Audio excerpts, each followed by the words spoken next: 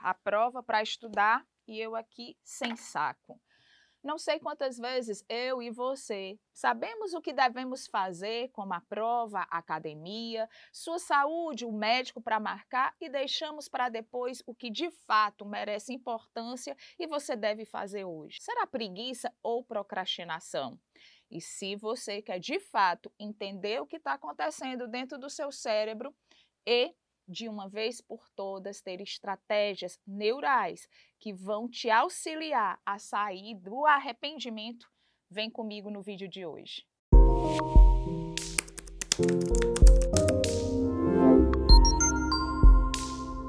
Olá, mulher de Deus! Olá, homem de Deus! Sejam muito bem-vindos ao meu canal. E se você ainda não me conhece, eu me chamo Ivana Almeida e sou mentora neurocomportamental há mais de 10 anos. E para começarmos essa nossa conversa, eu queria saber se você já ouviu falar na Síndrome da Hora Perfeita. Não? Então deixa eu te explicar o que é isso. Imagina agora o seguinte cenário: você acorda sabendo que precisa fazer uma atividade muito importante para o seu trabalho. Daí, você faz conforme a rotina.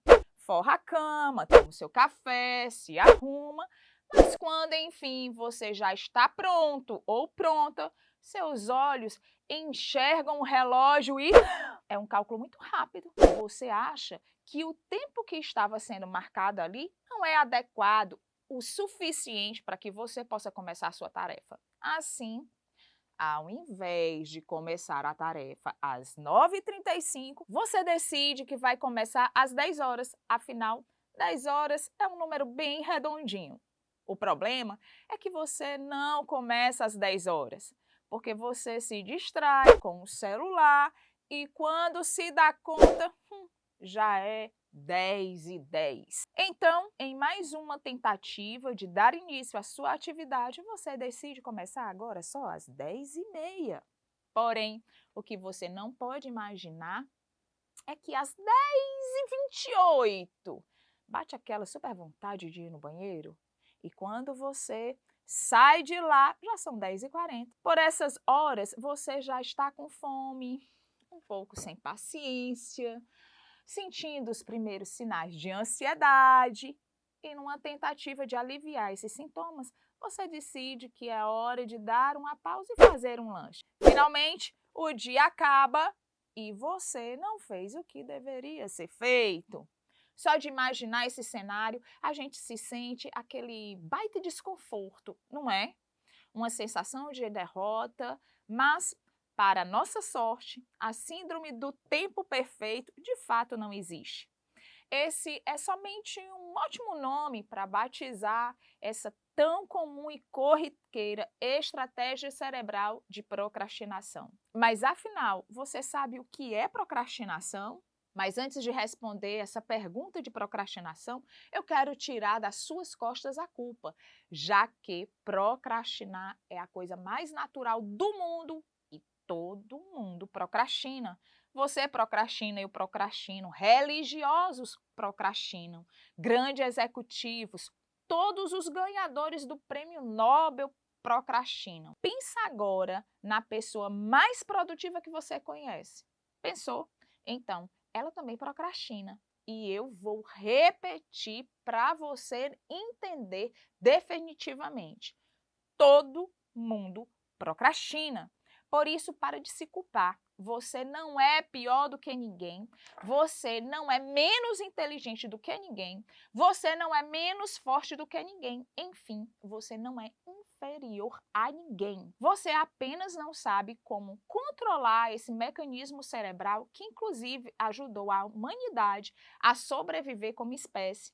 E para começar a entender o que é procrastinação, primeiro vamos diferenciá-la da preguiça. A preguiça é aquele sentimento: eu não estou com vontade de fazer isso. Ou seja, por si só é apenas o sentimento, é a falta de disposição e motivação para executarmos uma ou mais tarefas. Grave bem essas duas palavras: disposição e motivação. A preguiça tanto pode ter origem em algo trivial, sem muito impacto na sua saúde física ou mental, como também pode ser resultado de um quadro médico. Você pode estar desmotivada e sem disposição por falta de vitamina D, um desbalanço hormonal ou mesmo um sinal para o início de um quadro depressivo. Por outro lado, a procrastinação é um ato consciente de adiarmos uma tarefa, seja fazendo outras coisas em seu lugar ou não fazendo nada. Pois bem, agora que você já sabe qual é a diferença entre preguiça e procrastinação, vamos analisar o que está por trás disso tudo. Quando o assunto é procrastinação, você precisa lembrar de dois conceitos muito importantes: a motivação e a tomada de decisão. Ambos estão intimamente ligados e carregam consigo fortes componentes emocionais e racionais. Acontece que nem você e nem eu percebemos, mas a cada segundo o nosso cérebro está constantemente calculando o valor das próximas ações que pretendemos executar. E para acontecer, esses cálculos cerebrais levam em considerações aspectos como o que podemos ganhar, o que podemos perder e como iremos preservar a nossa energia. Sobre isso, é preciso que você se lembre que as nossas reservas energéticas são limitadas e para nossa sobrevivência, o nosso cérebro evolui com a habilidade rapidamente de concluir se uma atividade é ou não vantajosa. Por exemplo, o fato de você estar assistindo este vídeo. Tenha plena certeza de que os estímulos do título, da capa e do tema desse vídeo fizeram com que o seu cérebro calculasse se valeria a pena investir o seu tempo e a sua energia cognitiva para me ouvir.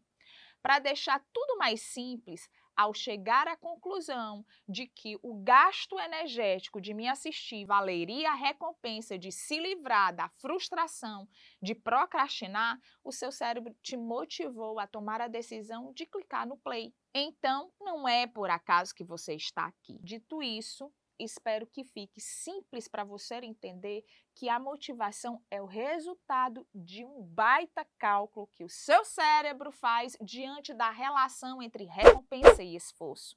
Assim, a motivação tem sim um forte apelo emocional, mas também tem um componente racional muito forte. Portanto, é um grandíssimo mito que a disciplina e a motivação são coisas opostas.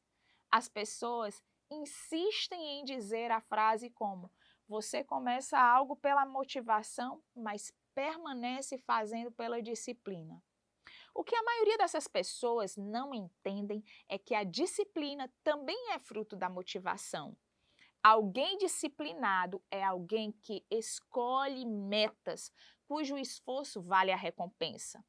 Logo, pessoas motivadas são pessoas que estão constantemente agindo pelos fins e não pelos meios. Ou seja, para construir disciplina é preciso ser motivado por um objetivo muito claro, forte e que também vale a pena.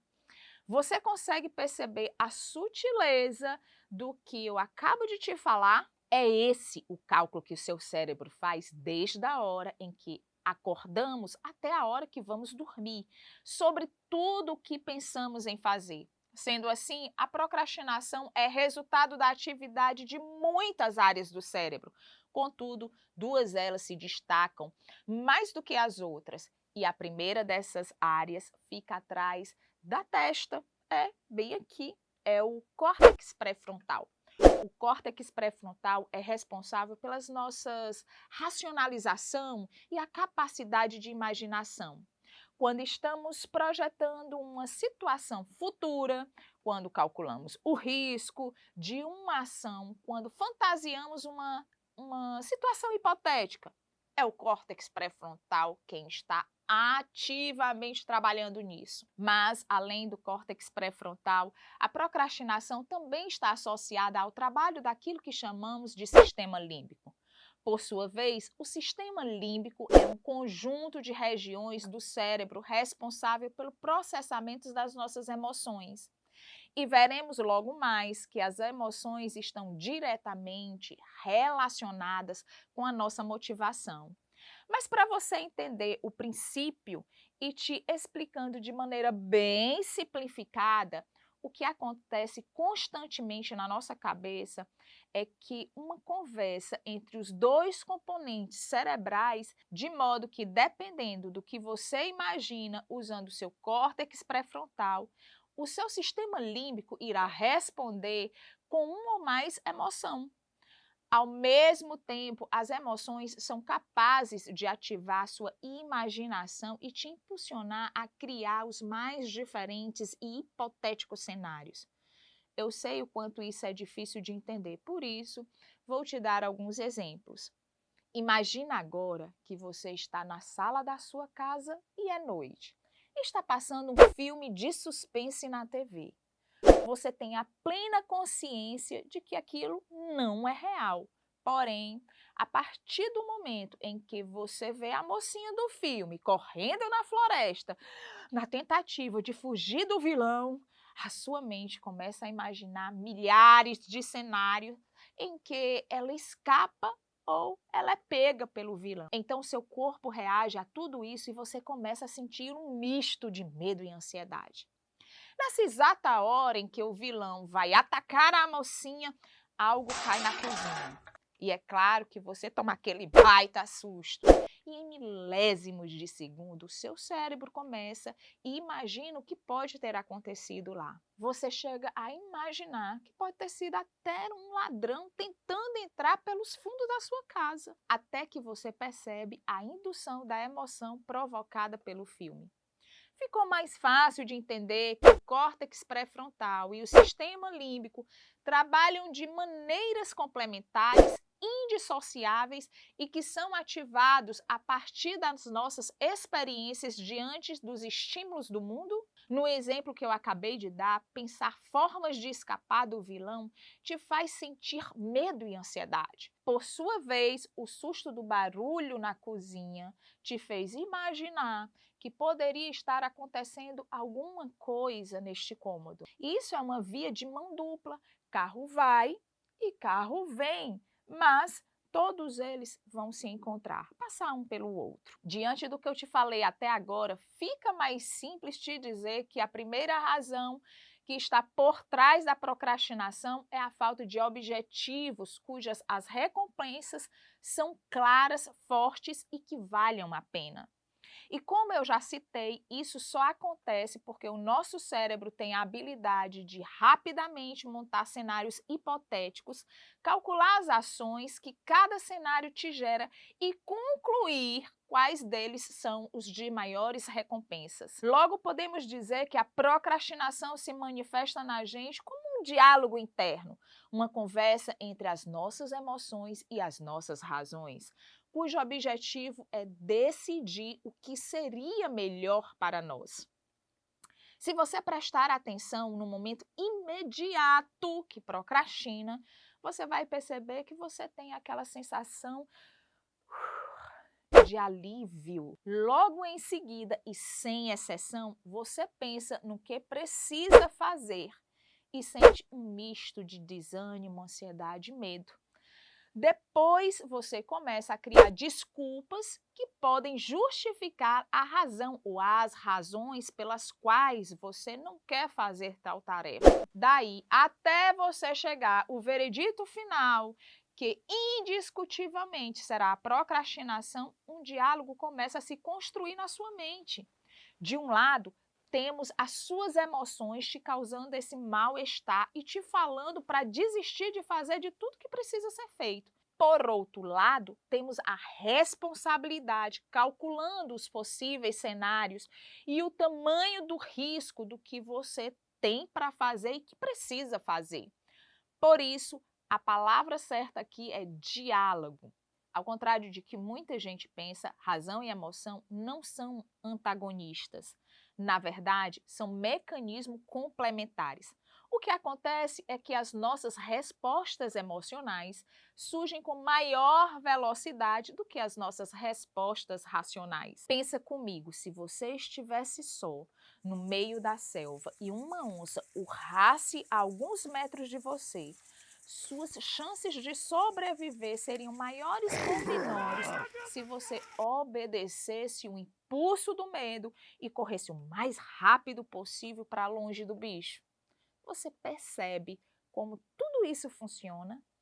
Nosso cérebro foi projetado para primeiro responder aos instintos emocionais e somente depois fazer o cálculo racional de todo o cenário. Sendo assim, o nosso sistema de recompensa está muito mais atrelado ao emocional do que ao racional. E é esse o sistema de recompensa automaticamente localizado na área tegmental ventral, que está a todo momento medindo o valor absolutamente de todas as nossas ações, desde escovar dos dentes até comprar um carro, desde comer e até fazer uma faculdade. Então, quando nos sentimos motivados para realizar uma tarefa, no nosso cérebro está acontecendo uma cascata de reações químicas disparadas na área tegmental ventral.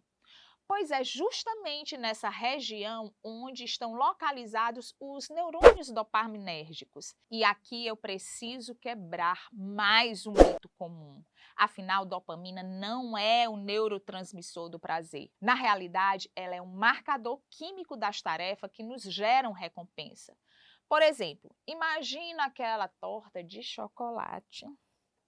Ai, meu Deus, amo chocolate. Bem macia, com muito recheio, pedaços de chocolate branco, que você sente aquela explosão de sabores com aquele doce na medida certa.